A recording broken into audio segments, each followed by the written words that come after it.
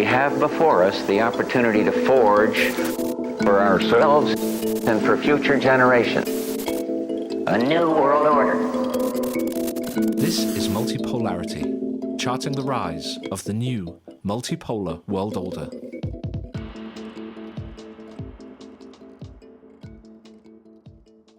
European institutions seem broken at a fundamental level. They are no longer used primarily for their intended purpose, but rather to control and penalise the behaviour of European Union member states. This process began with the response to the Eurozone sovereign debt crisis of 2011, when borrowing costs for the so-called PIGS countries spiralled.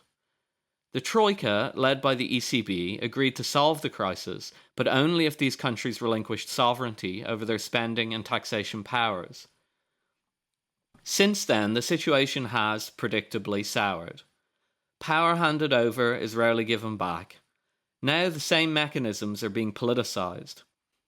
When it looked like Marine Le Pen's party, Rassemblement National, had a shot at winning French parliamentary elections, the same machine ground into gear, threatening to create a sovereign debt crisis in France if Le Pen did not play ball.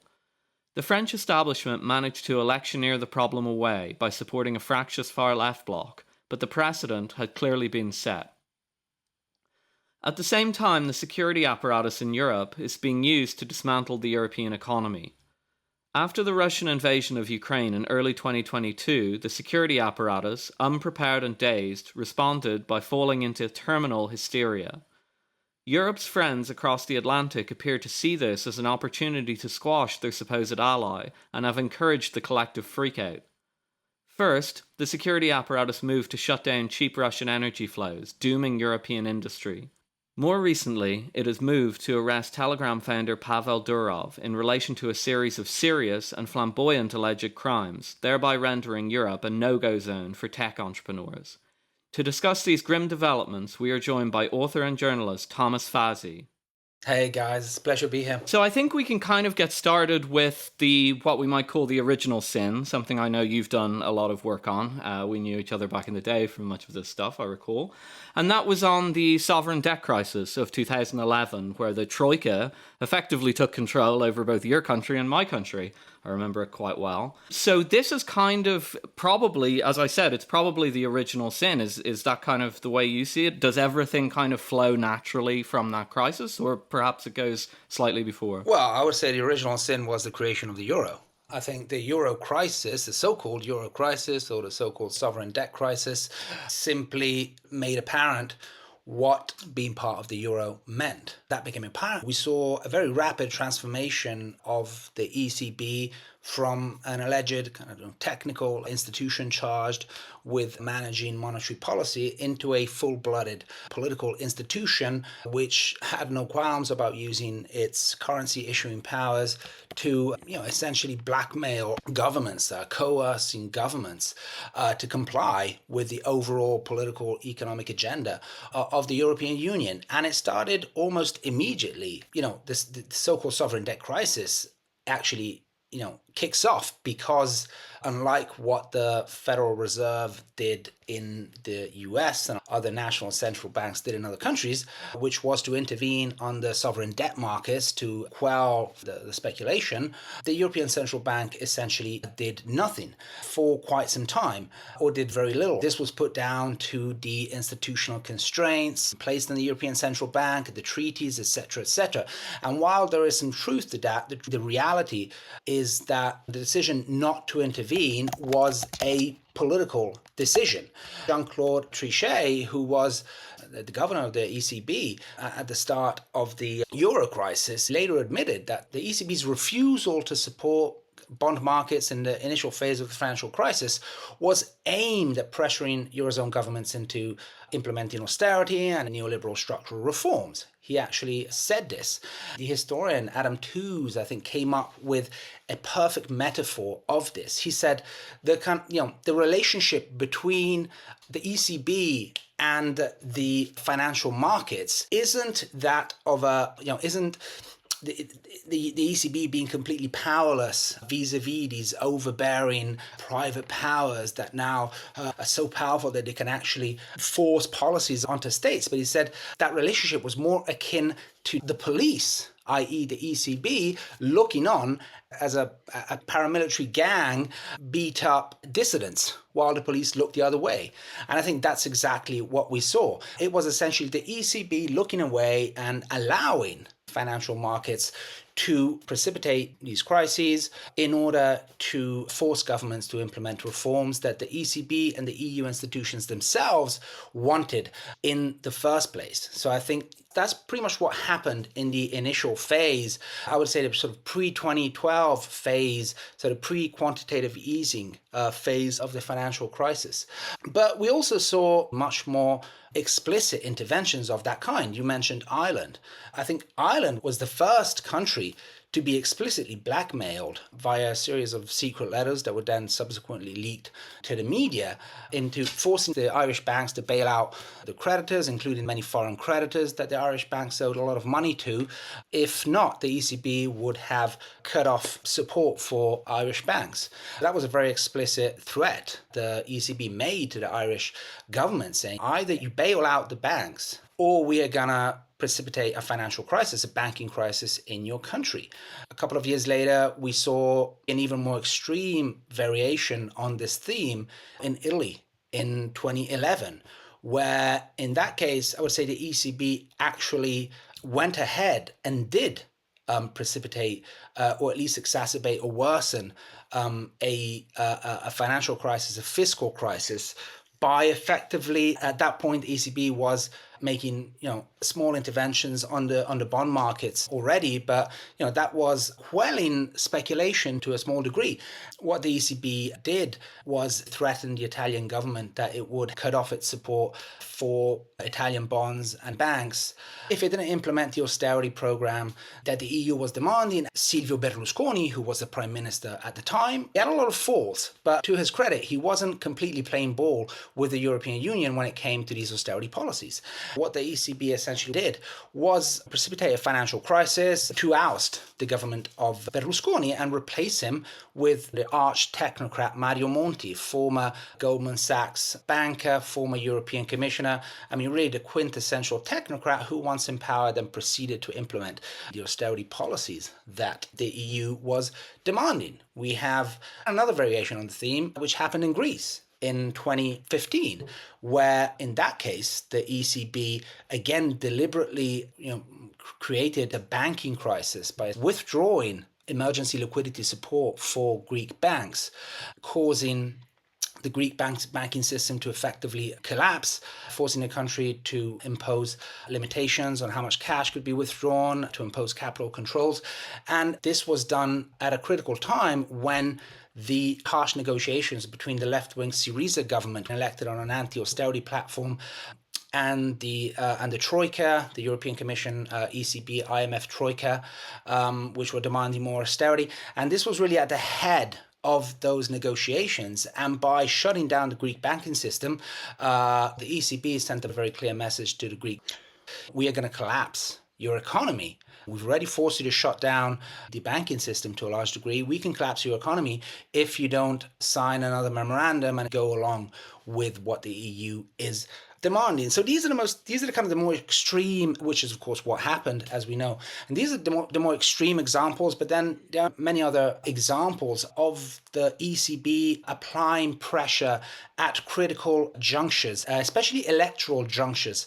What people have to understand is that whenever we see a quote-unquote populist who maybe is doing good in the polls, is looking like, they have a good chance of getting elected, what almost inevitably happens is that you start seeing the spread between the interest rates of that country's bonds and German bonds widen. You start seeing a rise in interest rates. And this is usually put down to the natural reaction of financial markets to the prospect of a quote-unquote populist government. In many cases, this can be put down to the ECB not intervening, to bring interest rates down, something that any central bank, including the ECB, can do with a click. The central bank ultimately controls the interest rates because it has unlimited bond buying capacity on the secondary market. So it can essentially set the interest rate at whatever level it wants. Even if we accept that financial markets are legitimately spooked by whatever political prospect is foreseen in that country, by not intervening, by not quelling that speculation, the ECB is already making a political decision. But we've seen the ECB even go further than that during the negotiations for the formation of the five-star/league government in Italy in 2018. It was uncovered that right as the heated negotiations for the formation of the government were happening, the ECB actually started underbuying Italian bonds through the quantitative easing program and overbuying German bonds is something that will obviously widen the spread. And again, this was clearly a political decision made to apply pressure on the political parties involved. It was a mafia-style message that the ECB and the EU institutions sent to those political parties. Once they managed to form the government, we saw that the new government and the European Commission clash over a proposed increase of 0.2% of the national deficit. Not 2%, which would be in the realm of ordinary fiscal policy, 0.2%, which is such a marginal increase that you can't really predict because it has to do with exogenous factors as well. They wanted to send a political message, even to its elected. Even that 0.2% proposed increase in the deficit caused a 6-month-long negotiation with the European Commission, whereby ultimately the government was forced to backtrack.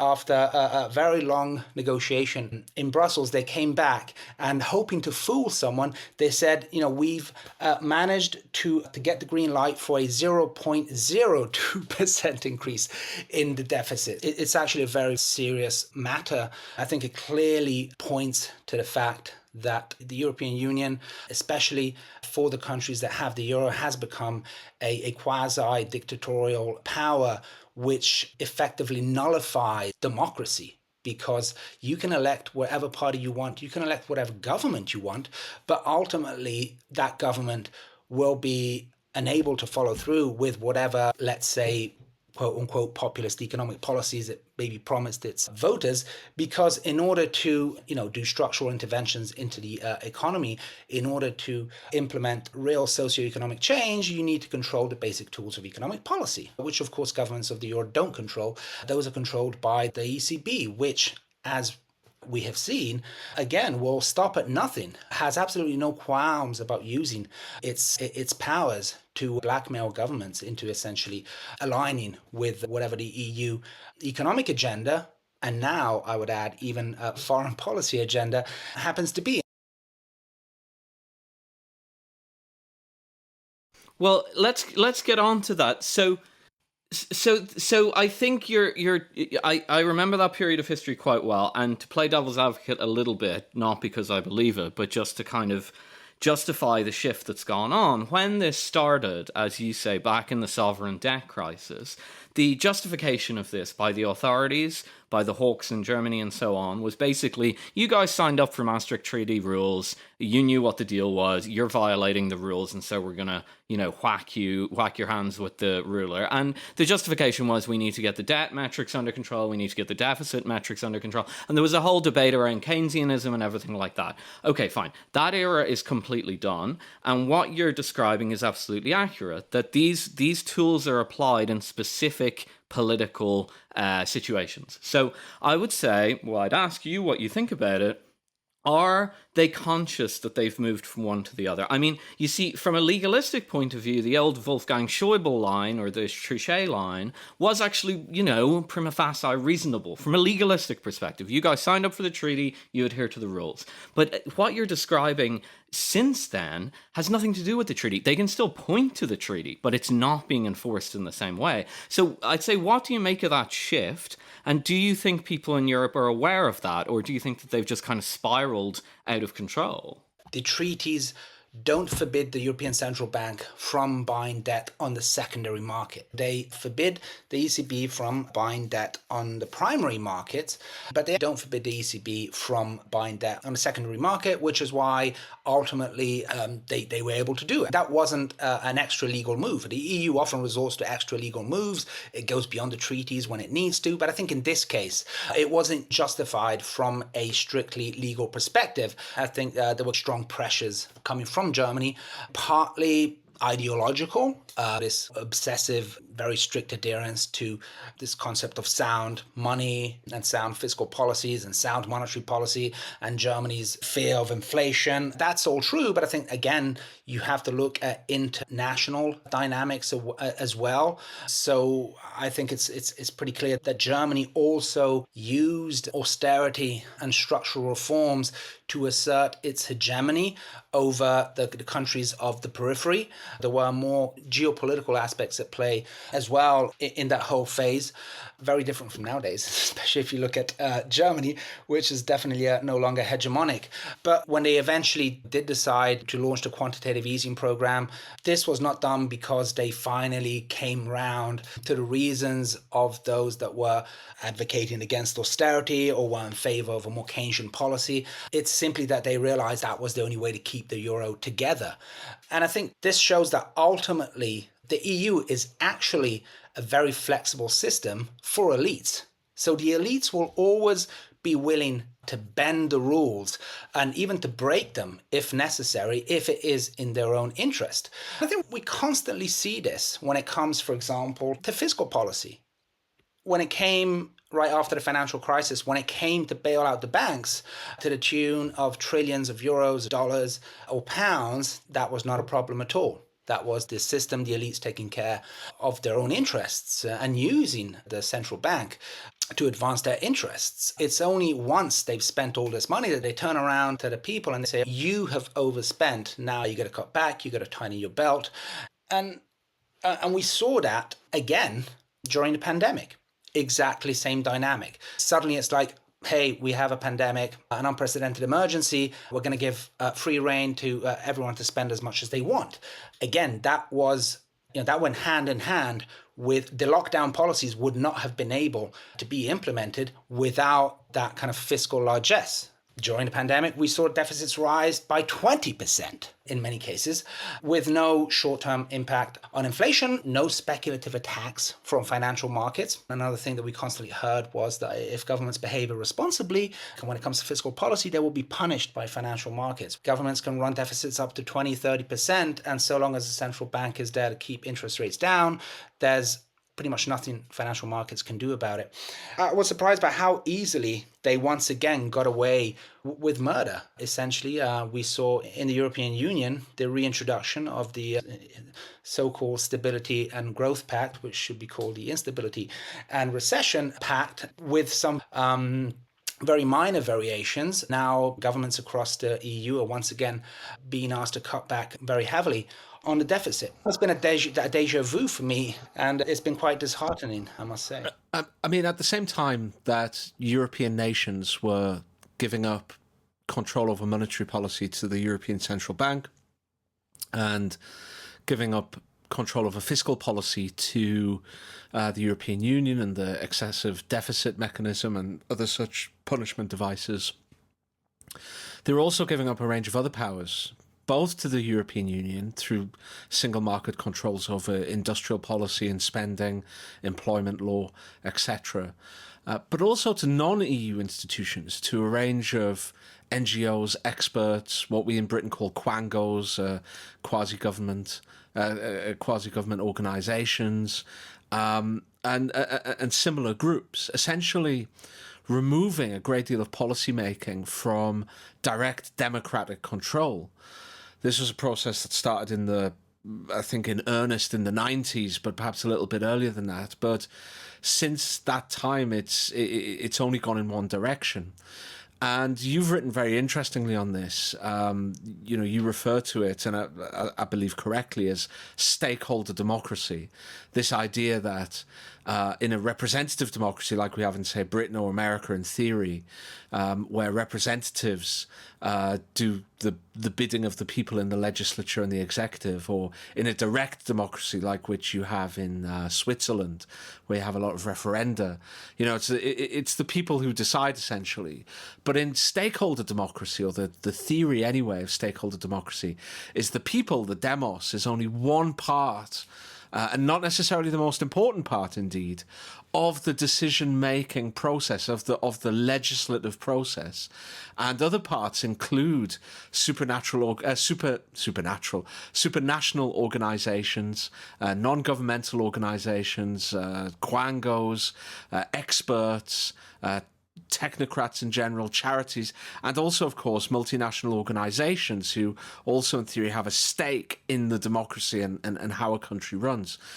Do you want to kind of explain that process and maybe explain some of the consequences of that as well? Because I think that's very much an important shift, and it does seem to be among the broader European elites, not just the kind of the Blairite, Cameronite consensus in Britain, but right across the European elites, there seems to be a preference for stakeholder democracy, this idea that by involving stakeholders beyond the people, beyond the demos, you will get a kind of a better, more expert form of governance. So I think when you look at this really historical transfer of power from the national to the supranational and the international level that has occurred over several decades now, the question arises as to why did national elites do that in the first place? Because it does seem to run counter to their interests. We should never forget that ultimately this process was driven by national elites. It's not like the European Union was willed into existence and suddenly became this supernatural entity which started imposing policies on nation states. This was a process that was by national elites. So the question becomes, why would some national elites willingly, deliberately accept to reduce their power by transferring all these powers to these other organizations over which in many cases they have little to no control? This process has to be situated within the crisis of Western democracies beginning in the late 70s, where essentially what happened was the post-war Keynesian regime started collapsing. It no longer functioned economically.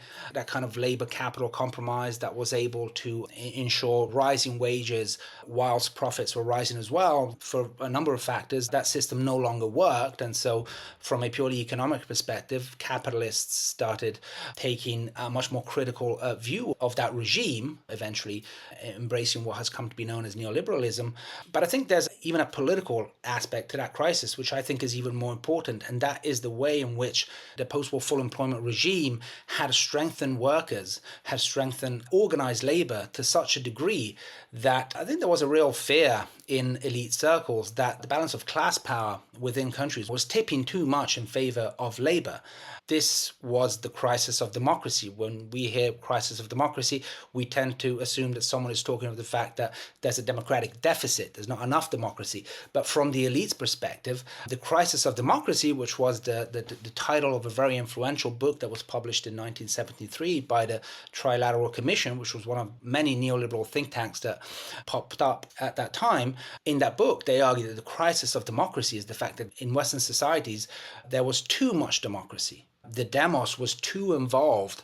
The way the system was designed to function, which is, yes, formally, we're a democracy, formally the power resides in the people, but in fact, those with wealth and power ultimately are the ones that, to a large degree, run the system. That system really started cracking to the extent that through mass parties, the masses were starting to influence policy to a degree which they'd never been able to influence before.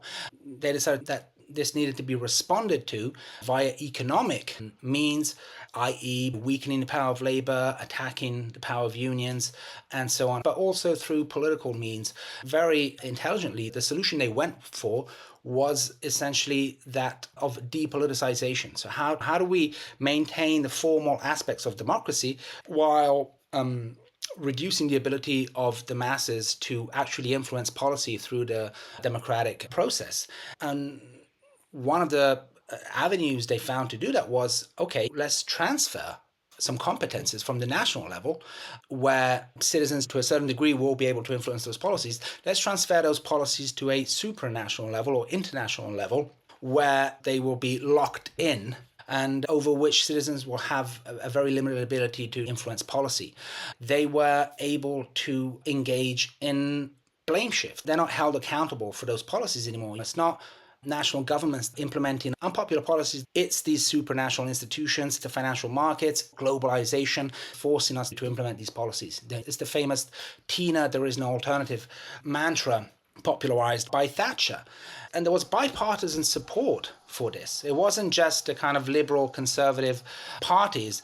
Left-wing parties were just as supportive of this process. Jacques Delors, former French finance minister under Mitterrand in the 80s, and then very influential European commissioner, he played a key role in laying the ground for what we know today as the European Union by pushing through the single market, by laying the ground for the monetary union. From a left-wing perspective, the idea was to satisfy the demands for the kind of radical policies that people are demanding from us at the national level. So with the excuse of transferring power to the supranational level, we'll tell people it's not in our hands, but if we all pool our sovereignties together, then we'll regain the necessary power, the necessary influence that politics needs in this new age of globalization to implement radical, even socialist policies. So it seems to me that the capstone on this thing that you describe is basically a sort of a technocracy. Now, I think there's definitely a case to be made that some of this was to try and take power away from the serfs, obviously, put the power upstairs, have some plausible deniability anytime you screw things up. I mean, these hit obvious incentives of politicians, and I think, like, behaviorally, they explain a lot. And I think the further down this technocratic globalist rabbit hole we go, the more dysfunctional it becomes, like it really is at the point of borderline collapsing. It feels to me now, and the blame shift has just gotten even more intense and more intense. So no doubt this thing doesn't work. There's absolutely no doubt about that. But I would say, perhaps not today. Today it's really getting hairy. But I think up until very recently, the elite did believe in the technocracy. They believed in what you'd call the neoliberal, what you just called the neoliberal technocracy, the market superalis, globalization, austerity programs at home, soften up the labor market, etc., etc. They did believe in this stuff, and so they saw themselves as kind of technocratic managers. So I guess, what are your thoughts on that? And as well as that, as the technocracy now is so unable to justify itself, with stagnation everywhere, inflation, just complete collapse of anything working, governments never ever leave on a popular basis anymore. It's always with, like, they're hated and everything like that. So what do you make of the embrace of technocracy? And what do you make of its actually, frankly, very, very short half-life in terms of actually working, or at least appearing to work, and the elite's kind of response to the breakdown on that? I think the question is, what purpose was the technocratic transition supposed to serve? And again, what was the EU, what was the Euro supposed to serve? We're constantly told that it was a way of promoting economic growth, a way of promoting trade. It was a largely economic project. Clearly, in that respect, it's obviously failed. You don't end up with an enlightened elite running things, which maybe some naive people thought technocracy would have led to. What you have instead is simply an elite that is much more prone to be captured by oligarchic interests that have grown enormously more powerful as a result of the neoliberal transition itself. So you have ridiculous levels of concentration of wealth in the hands of fewer and fewer people, fewer and fewer mega corporations that control entire sectors of the economy.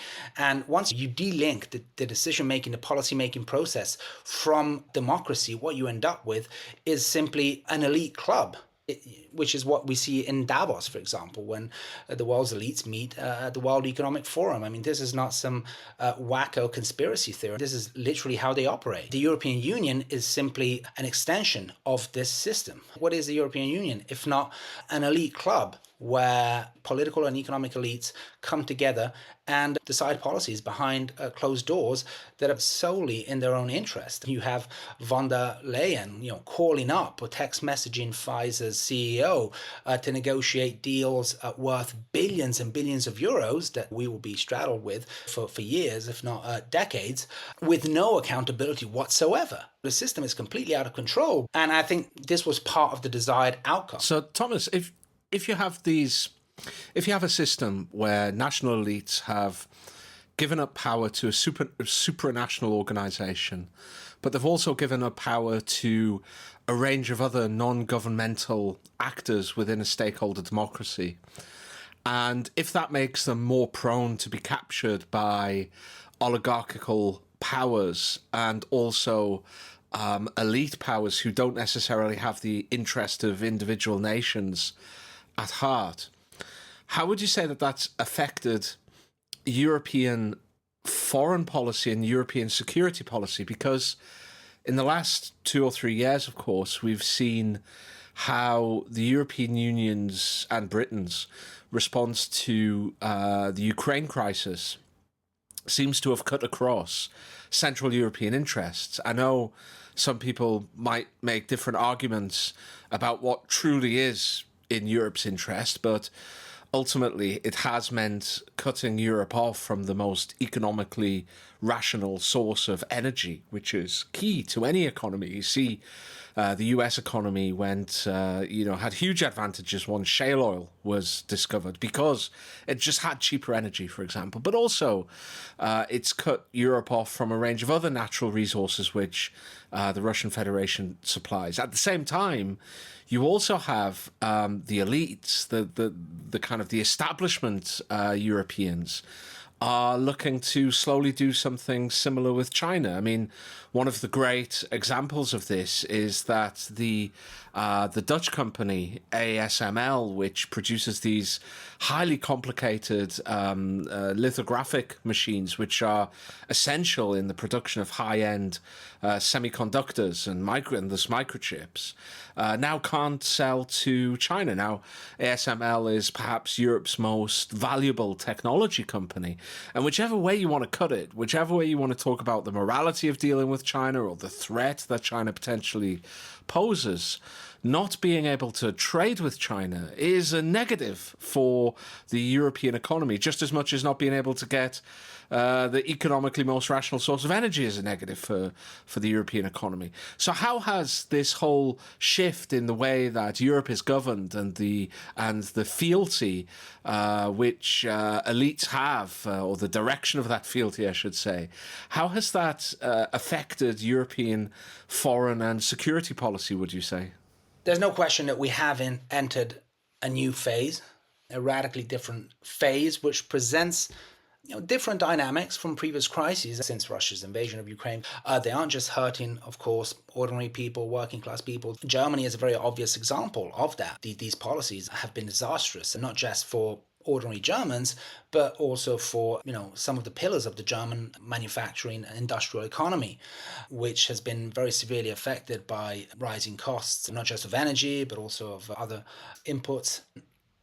And so again, the question becomes how to explain policies that appear to be suicidal, even for very powerful sectors of the European economy. And I think this points to the question of capture, but in this case, not so much the capture of political elites by private vested interests, but geopolitical interests, and more specifically, the interests of Washington and the United States, or at least very powerful sectors within the United States, namely kind of foreign policy, national security establishment. The level of vassalization that we've witnessed from European political elites over the past almost 3 years now is really astonishing. I think there are a number of factors that explain this level of vassalization, a level of vassalization that is so extreme to the point of even going against the interests of powerful domestic actors in Europe. It points to the way in which the US has been very skilled at exercising and entrenching its influence over Europe since the post-war era. And it's done this via institutional linkages, especially between the American and European national security apparatuses. It's done this via economic means. It's done this via military means through NATO and through the outright presence of thousands of US soldiers on European soil, especially in those countries that were defeated in the Second World War, i.e. Germany and Italy, my country. We have witnessed the European Union transform itself into an instrument of American power, of American geostrategic interests, of NATO. Von der Leyen's presidency has been exemplary in this case. We've seen von der Leyen go out of her way to ensure that member states remained aligned with the US and NATO on crucial aspects of foreign policy, first and foremost the Russia-Ukraine conflict, but also China. When you factor all these elements into the equation, what you're left with over the course of decades is a political class that has grown increasingly infantilized over time because they haven't been managing crucial aspects of economic policy because they've devolved that to the EU. They haven't been managing crucial aspects of foreign policy and security policy because they've, to a large degree, devolved that to NATO. And what you end up with is a political class that is no longer capable to engage in high-stakes politics, to think in big terms, let alone challenge American power. I think this largely explains how we ended up in this situation, leading to quite strong conflicts between the political elites and important elements of Europe's economic elites. Clearly, we know that Germany's industry bosses don't agree with any attempt to de-link from China, for example. The deindustrialization of Europe that we're witnessing at the moment should not be seen as an unintended outcome of the US-NATO strategy in Ukraine. I think this was one of the intended outcomes to put Europe back in its place. Before we started, we were talking about how the US has this zero-sum approach to geopolitics, not just vis-a-vis its official enemies, i.e. Russia, China, and the other countries of the so-called new axis of evil, but increasingly even against its own allies. US strategists are quite aware that on a global scale, US influence is destined to decline dramatically. And of course, you've got sectors of the American security establishment that are trying to push back against that by any means necessary. But at the same time, they realize that as the US loses its grip over key areas of the world, it becomes paramount to strengthen their control over their client states, i.e. Europe and certain countries in Asia, which is exactly what we're witnessing. Yeah, I mean, it's a certain type of strengthening of control where it's like actually actively destroying them. You said zero-sum game. I think that's exactly what we're seeing here. I mean, when you talk to Americans about what's happening in Europe in private, they kind of snicker and go, "Oh, we're taking all your entrepreneurs," and yeah, maybe they are, but like that's real end of empire stuff. Like that's collapsing the periphery as the core starts to implode. And I'm very surprised that anyone who's relatively educated in America can't see that, but it actually probably speaks to certain problems with the education system. But just one last thing, since it's topical and it ties in before we go. So obviously, Pavel Durov, the founder of Telegram, has been very surprisingly arrested in Paris this week, and they haven't charged him with anything, but they've told the press that it's in conjunction with a probe that involves everything from child abuse to human trafficking. I mean, this is really dark stuff. Durov, I doubt, is involved in any of this stuff, but they want to pin it to him through his social media platform. Obviously, could be a huge conversation. I think it's one of the most important events that's happened in a very long time. Personally, we may do a podcast on it next week. But what do you, specifically from the point of view of what we're talking about there, about America kind of piling on and kind of sinking Europe into the ground while it retreats into behind its own borders, do you see the Durov arrest in that light? And if so, what do you make of it?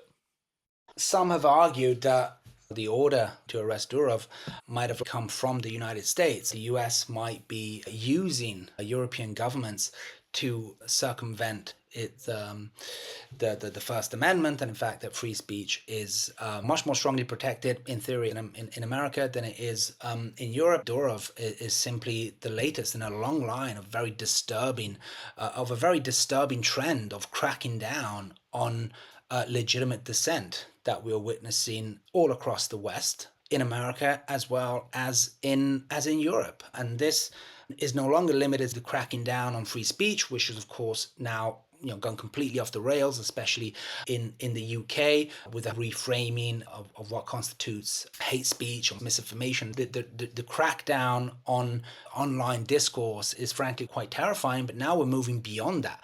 We're moving to outrightly repressive measures, lawfare, and the threatening of anyone that happens to challenge the mainstream policy on a very wide range of issues.